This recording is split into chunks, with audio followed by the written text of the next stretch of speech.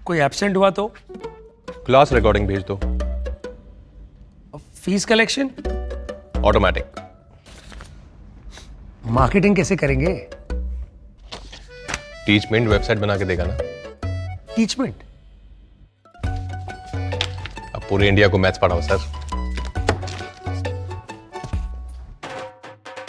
चाहे जैसी भी जरूरत हो, टीचमेंट पे टीचिंग आसान है। आज ही डाउनलोड करें टीचमेंट, इंडिया का number 1 teaching app. Hello student, एक बार फिर से आपके अपने चैनल एके सर बायोलॉजी में स्वागत है।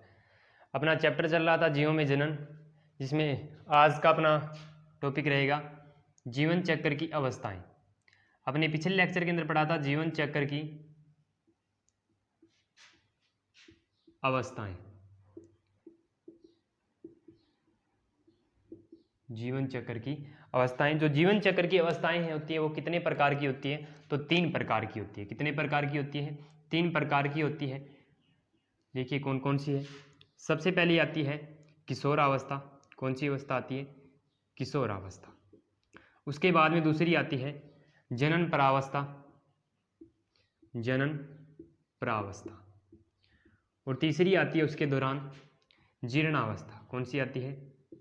जीर्ण अवस्था या जीर्ण अवस्था भी इसको बोलते हैं। तो पिछले लेक्चर के अंदर अपन किशोरावस्था और जनन प्रावस्था के अंदर इसके अंदर डिटेल से और इसके बारे में पढ़ लिया था।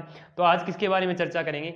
जीर्णावस्था के बारे में चर्चा करेंगे। तो देखिए जीर्णावस्था क्या होती है, उसके दौरान क्या होती है कि जीवन चक्र की, ठीक है, जीवन चक्र की क्या है? सबसे अंतिम अवस्था। जीवन चक्र की सबसे अंतिम अवस्था कौन सी होती है? जीर्ण अवस्था होती है। जीवन चक्र की सबसे अंतिम अवस्था कौन सी आती है? जीर्ण अवस्था आती है, ठीक है। उसके बाद में क्या होता है कि जीव के शरीर के जो भी अंग है, जीव के शरीर के जो भी अंग है, शरीर के अंग धीरे धीरे इस अवस्था के अंदर आने के पश्चात क्या हो जाते हैं? कमजोर हो जाते हैं।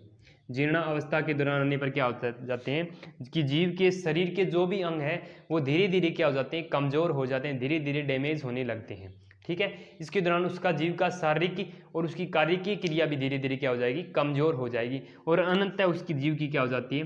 मृत्यु हो जाती है। अनंततः उस जीव की क्या हो जाती है?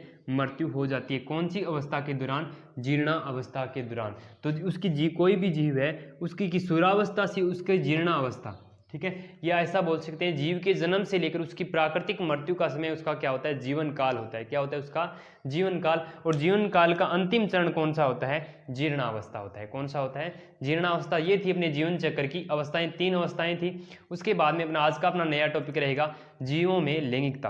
तो आज का अपना नया टॉपिक है, देखिए, जीवों में लैंगिकता। आज के इस लेक्चर के अंदर अपन नया टॉपिक चर्चा करेंगे जीवों में लैंगिकता। तो देखिए जीवों में लैंगिकता। अब देखिए कि जो जीवों में लैंगिकता होती है वो कितने प्रकार की होती है? तो ये 2 प्रकार की होती है। कितने प्रकार की होती है? 2 प्रकार की होती है। कौन कौन सी होती है उसको देखिए। तो एक तो होती है पादपों में लैंगिकता। सबसे पहले कौन सी होती है? पादपों में लैंगिकता। उसके बाद में दूसरी कौन सी होती है? जंतुओं में लैंगिकता। दूसरी कौन सी होती है? जंतुओं में लैंगिकता। सबसे पहले आता है कि जो जीवों में लैंगिकता होती है वो कितनी प्रकार की होती है? 2 प्रकार की होती है। पादपों में लैंगिकता और दूसरी कौन सी होती है? जंतुओं में लैंगिकता। तो सबसे पहले अपन किसके बारे में डिस्कस करेंगे? पादपों में लैंगिकता। और जो पादपों में लैंगिकता होती है, आपको पता है कि पादप कितने प्रकार के होते हैं? 2 प्रकार के होते हैं। मैंने फर्स्ट लेक्चर के अंदर बताया था कि पादप 2 प्रकार के होते हैं, मोनोकार्पिक और पॉलीकार्पिक। तो देखिए जो पादपों में लैंगिकता होती है वो भी कितने प्रकार की होती है? 2 प्रकार की। कौन कौन से प्रकार से होती है उसको अपन अभी देखते हैं कि ये 2 प्रकार की होती है। इसके अंदर एक तो होती है एक लिंगाश्री। एक तो क्या होती है? एक लिंगाश्री। एक लिंगाश्री। और दूसरी होती है उभय लिंगाश्री। दूसरी कौन सी होती है? उभय लिंगाश्री। कि जो पादपों में लैंगिकता होती है वो कितने प्रकार की होती है? 2 प्रकार की होती है। कितने प्रकार की होती है? 2 प्रकार की। कौन कौन सी? एक तो होती है एक लिंगाश्री और दूसरी कौन सी होती है? उभय लिंगाश्री। दूसरी कौन सी होती है? उभय लिंगाश्री। अब देखिए इसके अंदर क्या होता है कि एक लिंगाश्री और उभय लिंगाश्री क्या होता है कि कोई भी पादप है, ठीक है, कोई भी पादप है उसके अंदर क्या होता है कि जो भी पादप है उसके अंदर कि जो पुष्प का निर्माण, किसका निर्माण हो रहा है, पुष्प का निर्माण। और पुष्प के आपको पता है कितने भाग होते हैं, 2 भाग होते हैं, एक उसका नर भाग और दूसरा कौन सा होता है उसका मादा भाग। उसका दूसरा कौन सा होता है, नर भाग, नर व मादा भाग।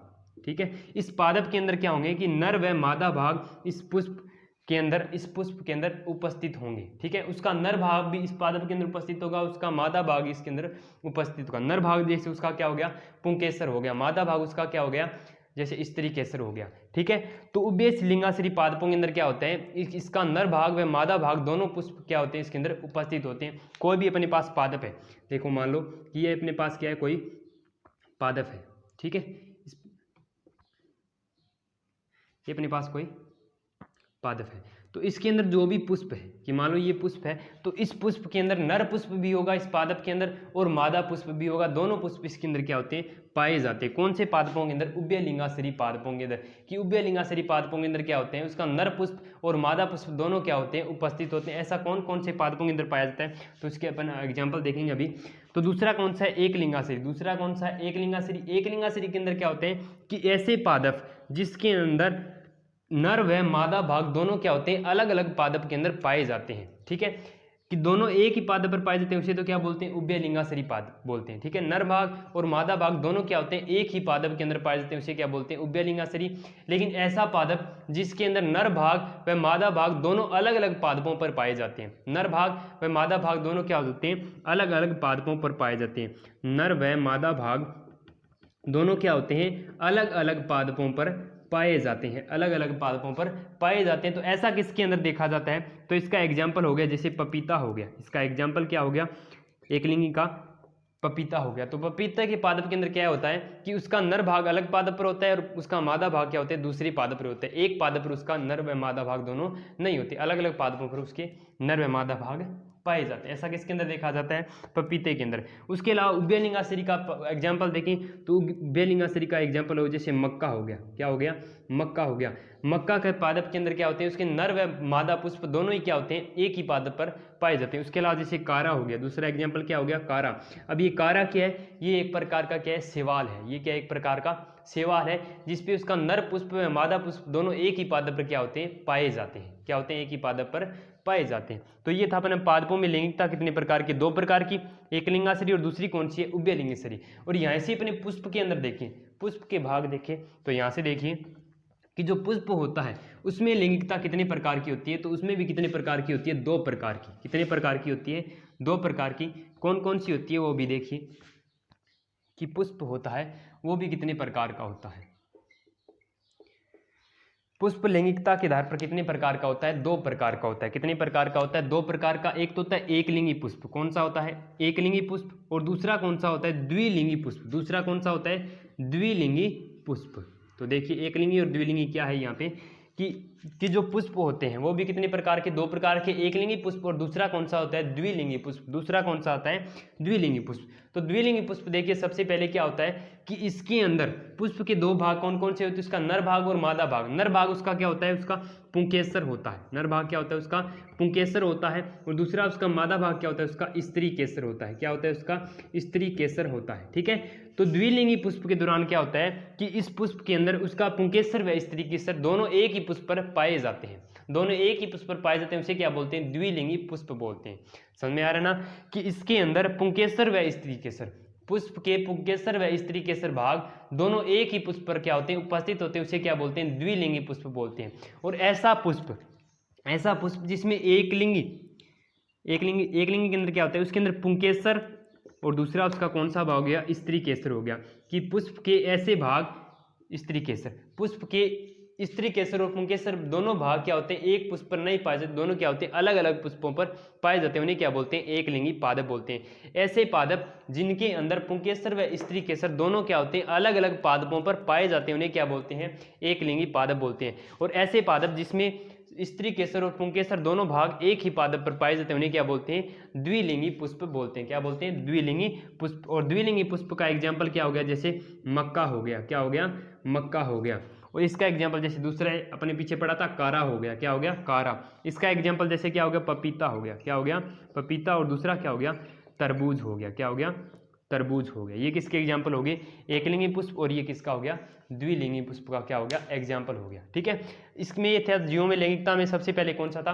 पादपों में लैंगिकता। उसके बाद दूसरा देखिए जंतुओं में लैंगिकता। दूसरा अपना टॉपिक क्या है? जंतुओं में लैंगिकता। सबसे पहले अपने किसके अंदर पढ़ा था? पादपों के अंदर। अब किसके बारे में चर्चा करेंगे? जंतुओं में लैंगिकता। और जो जंतुओं में भी लैंगिकता होती है वो भी कितने प्रकार की होती है? 2 प्रकार की। कितने प्रकार की होती है? 2 प्रकार की। कौन कौन सी? उसको देखिए, एक तो होता है एकलिंगी जंतु। कौन सा होता है? एकलिंगी। और दूसरा कौन सा होता है? द्विलिंगी। दूसरा कौन सा होता है? द्विलिंगी जंतु। द्विलिंगी जंतु। तो एकलिंगी देखिए सबसे पहले कि जीव के शरीर के अंदर, ठीक है, यहां से इसको ध्यान से समझना कि जीव के शरीर के अंदर नर व मादा युग्मकों का निर्माण, नर व मादा युग्मक का निर्माण क्या होता है? अलग अलग शरीर के अंदर होता है या अलग अलग जीव के अंदर होता है। ठीक है, कि एकलिंगी जीव कौन से होते हैं? कि जीव के शरीर के अंदर नर व मादा युग्मकों का निर्माण क्या होता है? अलग अलग जीव की या अलग अलग शरीर के अंदर होता है। ठीक है, या नर जनन अंग अलग शरीर के अंदर और मादा जनन अंग क्या होता है? अलग शरीर के अंदर पाया जाता है। उसे क्या बोलते हैं? एकलिंगी। और द्विलिंगी कौन सा हो गया? जिसमें नर व मादा युग्मकों का निर्माण एक ही शरीर के अंदर होता है। इसके अंदर क्या होता है कि नर व मादा युग्मकों का निर्माण। किसका निर्माण? नर युग्मक का निर्माण और मादा युग्मक का निर्माण क्या होता है? एक ही शरीर के अंदर होता है। मादा युग्मक का निर्माण, दोनों का निर्माण क्या होता है? एक शरीर के अंदर होता है। उसे क्या बोलते हैं? द्विलिंगी जंतु बोलते हैं। क्या बोलते हैं? द्विलिंगी जंतु। या ऐसा बोल सकते हैं कि नर जनन अंग और मादा जनन अंग दोनों क्या होते हैं? एक ही शरीर के अंदर पाए जाते हैं। उसे क्या बोलते हैं? द्विलिंगी जंतु बोलते हैं। क्या बोलते हैं? द्विलिंगी जंतु। और एकलिंगी कौन से बोलेंगे? कि नर जनन अंग व मादा जनन अंग दोनों क्या होते हैं? अलग अलग शरीर के अंदर या अलग अलग जीव के अंदर पाए जाते हैं। तो इसके एग्जाम्पल जैसे कौन से हो? जैसे मानव हो गया। क्या हो गया? मानव हो गया। उसके अलावा जैसे कॉकरेज हो गया। क्या हो गया? कॉकरोच हो गया। ये भी किसका एग्जाम्पल है? एकलिंगी जंतु का एग्जाम्पल। किसका एग्जाम्पल है? एकलिंगी जंतु का एग्जाम्पल। इसके अलावा अपन अपने आसपास जैसे जैसे गाय, भैंस, कुत्ता, बिल्ली, वो भी कौन से प्राणी है? एकलिंगी प्राणी है। कौन से प्राणी है? एकलिंगी प्राणी। और द्विलिंगी प्राणी का एग्जाम्पल देखें तो जैसे हो गया कैंचुआ हो गया। इसका एग्जाम्पल क्या हो गया? जैसे कैंचुआ हो गया। इसका एग्जाम्पल क्या हो गया? कैंचुआ हो गया। किसका एग्जाम्पल हो गया? द्विलिंगी प्राणी का। और दूसरा कौन सा हो गया? जैसे जोंक हो गया। दूसरा एग्जाम्पल क्या हो गया इसका? जोंक हो गया। ये किसके एग्जाम्पल है? द्विलिंगी प्राणी के एग्जाम्पल है। ये था अपना जंतुओं में लैंगिकता। अपने सबसे पहले पादपों में लैंगिकता के अंदर 2 उसके भाग थे। सबसे पहला था पादपों में लैंगिकता और दूसरा उसका कौन सा था? जंतुओं में लैंगिकता। ये कंप्लीट हो गया। उसके बाद में नेक्स्ट अपना टॉपिक आता है लैंगिक जनन की घटनाएं। नेक्स्ट अपना टॉपिक क्या आता है? नया टॉपिक लैंगिक जनन की घटनाएं। तो देखिए आज का अपना दूसरा नया टॉपिक है लैंगिक जनन की घटनाएं। लैंगिक जनन की घटनाएं। और लैंगिक जनन की घटनाएं भी कितने प्रकार की होती है? तो ये भी कितने प्रकार की होती है? 3 प्रकार की। कितने प्रकार की होती है? 3 प्रकार की। कौन कौन सी होती है वो देखिए। सबसे पहला आता है निषेचन पूर्व। सबसे पहली घटना कौन सी आती है? निषेचन पूर्व घटना या निषेचन पूर्व अवस्था भी बोल सकते हैं। दूसरी कौन सी आती है? निषेचन। दूसरी कौन सी आती है? निषेचन। और तीसरी अवस्था कौन सी आती है? घटना कौन सी आती है? निषेचन पश्चात घटना या निषेचन पश्च अवस्था।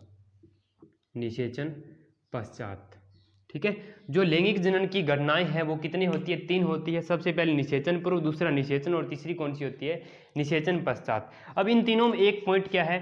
कॉमन है। सबसे पहले निषेचन, इसके अंदर भी निषेचन और इसके अंदर क्या भी निषेचन। तो सबसे पहले देखिए निषेचन क्या होता है। तो निषेचन को समझिए ध्यान से कि नर व मादा युग्मकों का संलयन। ठीक है, कि नर और दूसरा कौन सा हो गया? मादा। नर व मादा युग्मकों का संलयन क्या कहलाता है? निषेचन कहलाता है। क्या कहलाता है? निषेचन। सबसे पहले देखिए इन तीनों के अंदर क्या है? निषेचन। क्या है? निषेचन, निषेचन पश्चात, निषेचन और निषेचन पूर्व। तो सबसे पहले अपने को निषेचन पता होना चाहिए कि नर व मादा युग्मकों का संलयन क्या कहलाता है? निषेचन कहलाता है। क्या कहलाता है? निषेचन कहलाता है। और निषेचन कितने प्रकार का होता है? तो 2 प्रकार का होता है। कितने प्रकार का होता है? 2 प्रकार का होता है। कौन कौन सा होता है? एक तो होता है आंतरिक निषेचन। कौन सा होता है? एक तो आंतरिक निषेचन और दूसरा कौन सा होता है? बाह्य निषेचन। आंतरिक निषेचन और दूसरा कौन सा होता है? बाह्य निषेचन। ठीक है, सबसे पहले निषेचन कि नर व मादा युग्मकों का संलयन। नर व मादा युग्मकों का संलयन क्या कहलाता है? निषेचन। और निषेचन कितने प्रकार का होता है? 2 प्रकार का। आंतरिक निषेचन और दूसरा कौन सा होता है, बाह्य निषेचन। मतलब जीव के शरीर से बाहर होता है, जीव के शरीर से बाहर होता है उसे क्या बोलते हैं, बाह्य निषेचन।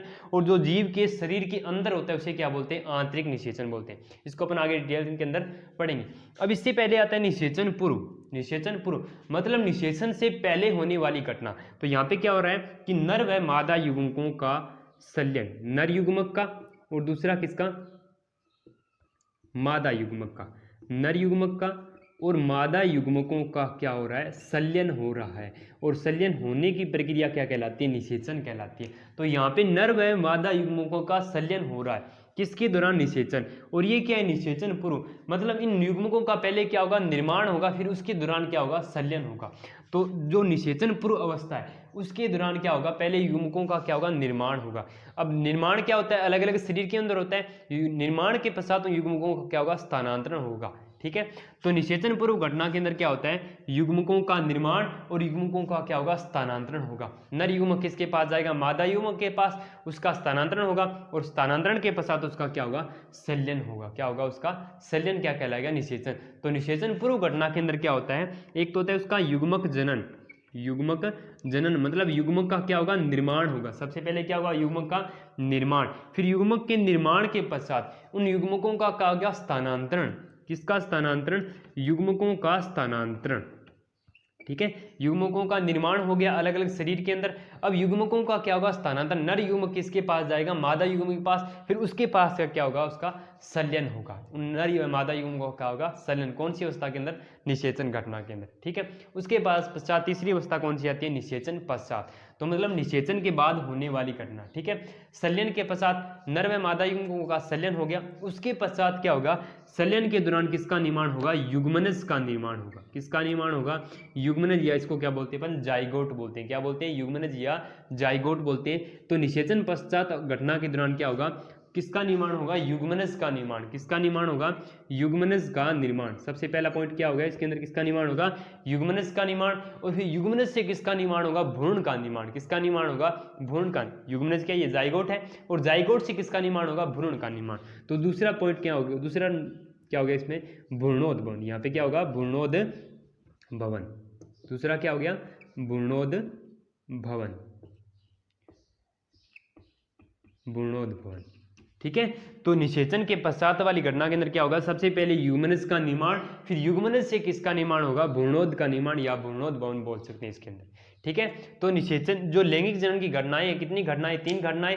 सबसे पहले कौन से, निषेचन पूर्व, जिसके अंदर अपन किसके बारे में पढ़ेंगे, सबसे पहले पढ़ेंगे युग्मक जनन के बारे में, फिर युग्मनज का स्थानांतरण, युग्मकों का स्थानांतरण। कौन सी अवस्था के अंदर पढ़ेंगे, निषेचन पूर्व घटना के अंदर पढ़ेंगे। फिर उसके बाद क्या होगा, निषेचन घटना, जिसके दौरान निषेचन कितने प्रकार का होता है, आंतरिक व बाह्य निषेचन 2 प्रकार का। फिर निषेचन कैसे होगा उसके बारे में पढ़ेंगे। फिर उसके बाद तीसरी अवस्था कौन सी, निषेचन पश्चात, जिसके दौरान किसका निर्माण होगा, युग्मनज का निर्माण। और फिर युग्मनज या जाइगोट से किसका निर्माण होगा, भ्रूण या कौन सी प्रक्रिया बोलेंगे, भ्रूणोद्भवन बोलेंगे। इन तीनों को अपन पढ़ेंगे डिटेल से नेक्स्ट लेक्चर के अंदर।